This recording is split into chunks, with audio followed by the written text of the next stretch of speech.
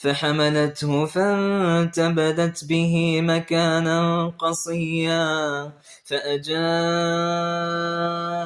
المخاض إلى جذع النخلة قالت يا ليتني مت قبل هذا وكنت نسيا منسيا فناداها من تحتها ألا تحزني قد جعل ربك تحتك سريا وهزي إليك بجذع النخلة تساقط عليك رطبا جنيا فكلي واشربي وقري عينا فإما ترين من البشر أحدا فقولي إني نذرت للرحمن صوما فلن أكلم اليوم إنسيا فأتت به قومها تحمله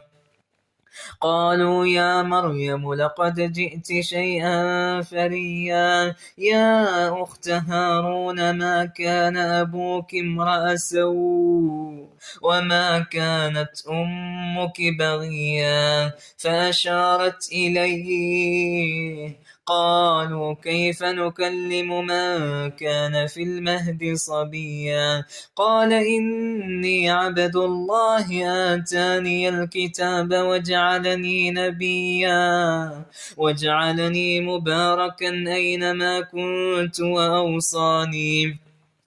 وأوصاني بالصلاة والزكاة ما دمت حيا وبرا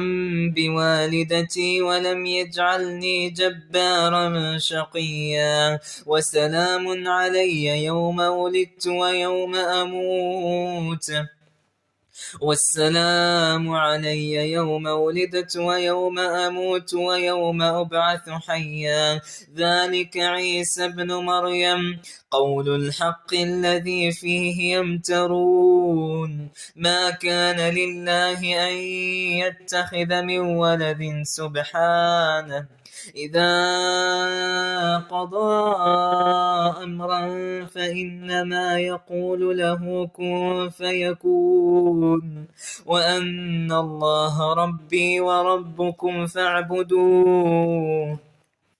هذا صراط مستقيم فاختلف الأحزاب من بينهم فويل للذين كفروا من مشهد يوم عظيم أسمع بهم وأبصر يوم يأتوننا لكن الظالمون اليوم في ضلال مبين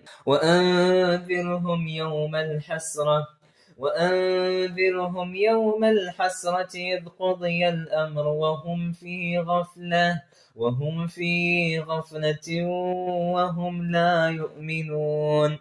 إنا نحن نرث الأرض ومن عليها وإلينا يرجعون